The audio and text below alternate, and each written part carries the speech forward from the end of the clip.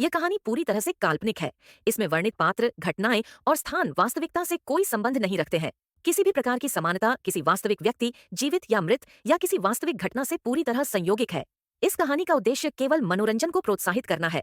एक बार की बात है, एक छोटे से गांव में अनाया नाम की एक महिला रहती थी। वह एक दयालु और अच्छी इंसान थी, जो हमेशा अपने और अपने परिवार के लिए अच्छी चीजें चाहती थी। अनाया के पास एक प्यारा पति और एक खूबसूरत बेटी थी, लेकिन उसकी सास शांता उसके प्रति बहुत अच्छी नहीं थी। शांता अक्सर घटिया बातें कहती थी और अनाया को दुखी करती थी। एक दिन जब अनाया बाजार में घूम रही थी, तो उसे एक विशेष दुकान मिली।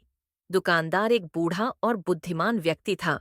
अनाया ने उससे कहा कि वह खुश रहना चाहती है और चाहती है कि उसके साथ अच्छी चीजें हों, भले ही उसकी सास निर्दयी थी।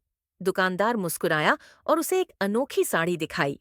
उन्होंने कहा कि यह जादुई साध्य है और यह उसके जीवन में सौभाग्य और खुशियां लाएगा। अनाया ने जादुई साड़ी खरीदने का फैसला किया और तुरंत उसे पहन लिया।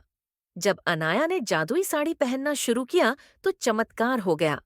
उसकी सास अनाया के साथ बुरा बर्ताव करने की बजाय उसके साथ प्यार और सम्मान से पेश आने लगी।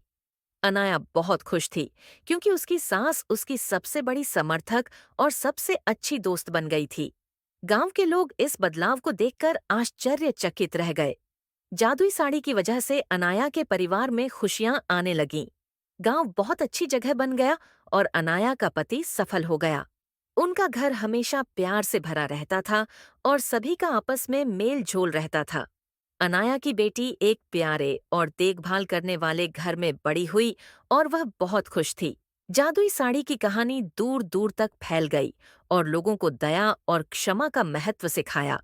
अनाया बहादुरी का प्रतीक बन गई और उसने सभी को दिखाया कि दयालु होने से बड़ा बदलाव आ सकता है, चाहे चीजें कितनी भी कठिन क्यों न लगे।